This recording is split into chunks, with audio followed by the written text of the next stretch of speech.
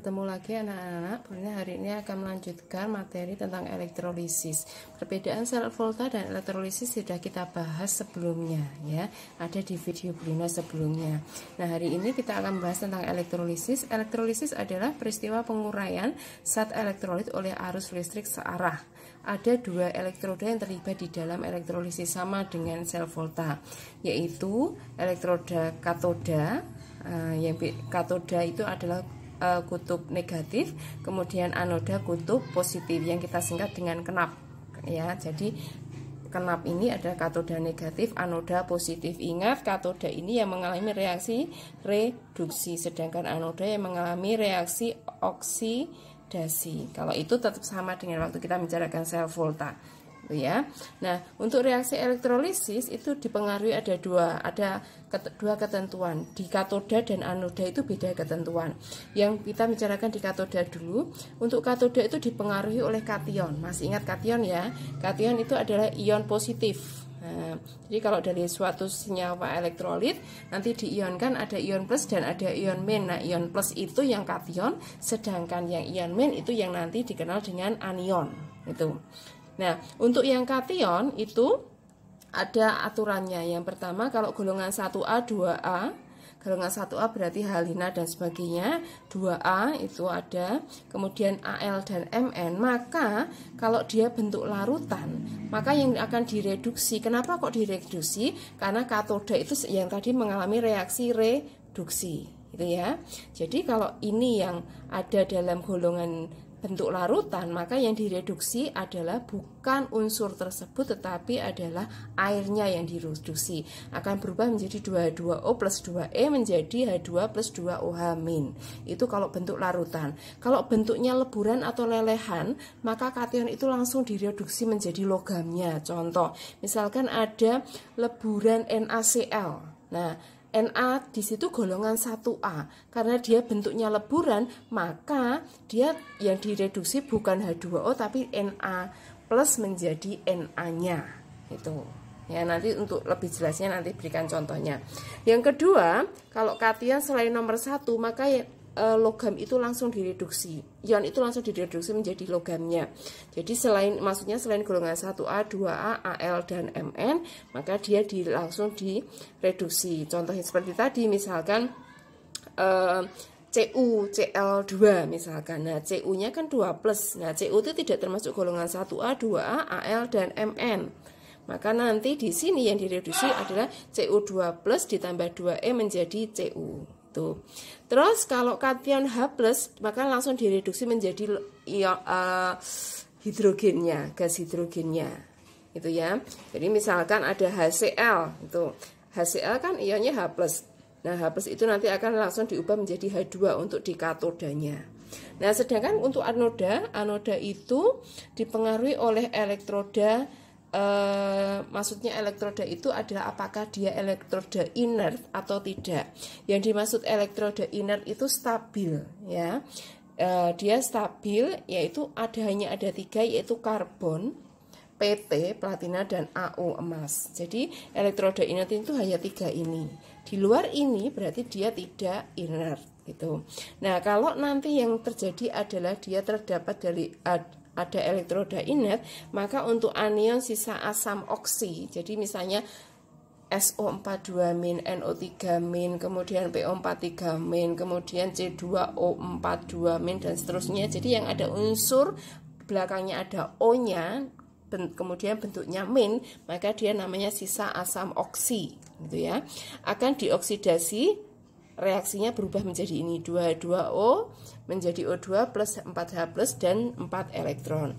Kalau dia elektroda inert, kemudian tapi jenisnya bukan sisa asam oksi, tapi FClBrI, golongan 7A, maka itu yang akan langsung diubah menjadi logamnya, diatomiknya. Jadi kalau ini X- ya. Nah, kalau dia X- akan berubah menjadi X2 ditambah 2E. Misalnya F- akan berubah menjadi F2 ditambah 2 elektron gitu. Kalau termasuk elektroda inert tapi anion OH-, ya. Maka yang dioksidasi adalah OH- menjadi O2 ditambah 2H2O plus 4E. Contohnya apa? Misalkan ada KOH. Nah, OH-nya kan dia OH- ya, yang belakang OH-. Nah, itu langsung diubah jadi ini. Tuh, ya. Kemudian itu tadi kalau elektrodanya inert. Bagaimana kalau yang tidak inert atau elektroda aktif? Jadi inert tadi stabil, ya. Kalau elektroda aktif berarti selain yang C, PT, dan AU, maka elektrodanya dioksidasi langsung sesuai dengan elektrodanya di situ. Nah, contohnya bagaimana ini lebih jelasnya, ya. Contoh pertama, reaksi elektrolisis larutan NaCl dengan elektroda C. Di sini kita lihat dulu, ada elektroda C. Elektroda C berarti di sini yang dimaksud adalah termasuk ini tadi yang inert, ya, inert. Artinya nanti yang anodanya akan dipengaruhi oleh entah A, B, C, ya. Nah, NaCl di sini kalau kita ionkan itu akan menjadi Na+ dan Cl-, ya. Nah, Na+ ini yang akan masuk ke apa tadi? Katodanya. Katoda dipengaruhi oleh ion positif. Oh, berarti ini nanti yang melihat katodanya dari Na, sedangkan yang Cl- itu untuk melihat anodanya. Ya. Nah, Na katodanya kita teruskan dulu. Katoda berarti itu Na. Na itu golongan 1A. Kita lihat golongan 1A dia Na, berarti nanti dia bentuk larutan, ya, elektrolisis larutan tadi. Berarti yang ini masuk ke sini kan, golongan 1, aturan 1 yang A. Maka nanti air yang akan direduksi. Berarti di katodanya kita tuliskan ini. Berarti kita tuliskan tadi adalah 2H2O ditambah 2 elektron menjadi H2 ditambah 2 OH-. Itu yang di katodanya. Itu ya, katodanya. Kemudian di anodanya, anoda dilihat dari Cl-nya. Nah, Cl- kita lihat di sini. Oh, Cl- itu masuk ke 1A, B atau C. Oh, ada Cl berarti masuknya ke 1B. Gitu ya. Terus di sini ada elektroda inert, elektroda C berarti dia masuk yang inert tadi kan, berarti masuknya ke 1B. Berarti kalau dari sini berarti langsung kita bisa lihat, oh, Cl-nya nanti berubah dari Cl- menjadi Cl2. Kita tuliskan di sini. Cl- ini langsung diubah menjadi gasnya, berarti langsung menjadi Cl2. Disamakan berarti di sini harus 2. Ini 2 elektron, ini enggak ada elektronnya, berarti di sebelah kanan adalah 2 elektron. Gitu. Nah, dari sini kita bisa jumlahkan reaksinya. Bentar. Ya, kita jumlahkan reaksinya, elektronnya bisa dicoret itu, sehingga nanti akan jadi 2H2O, ya, karena elektronnya sama berarti langsung dicoret ya. Ditambah 2 Cl- menjadi H2 plus 2 OH- ditambah Cl2. Yang ini punyanya anoda, yang 2 ini punyanya katoda. Ya, itu contoh pertama. Contoh kedua, elektrolisis larutan CuSO4 dengan elektroda PT. Masih PT, berarti masih kita membicarakan inert. Artinya nanti anodanya ya milihnya dari 3 ini gitu ya.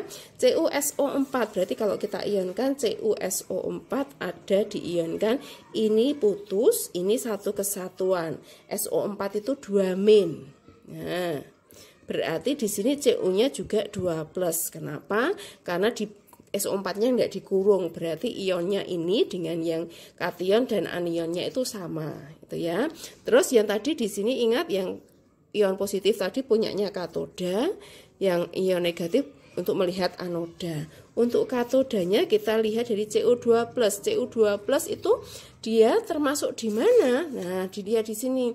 Cu2+ golongan 1A, 2A elemen tidak termasuk di golongan 1. Gitu. Berarti masuknya kemana? Kation selain nomor 1, berarti masuknya ke nomor 2. Oh, berarti nanti langsung diubah dari Cu2+ akan menjadi logamnya, yaitu menjadi Cu. Kita tuliskan di sini Cu2+ ditambah 2 elektron menjadi Cu-nya. Itu ya.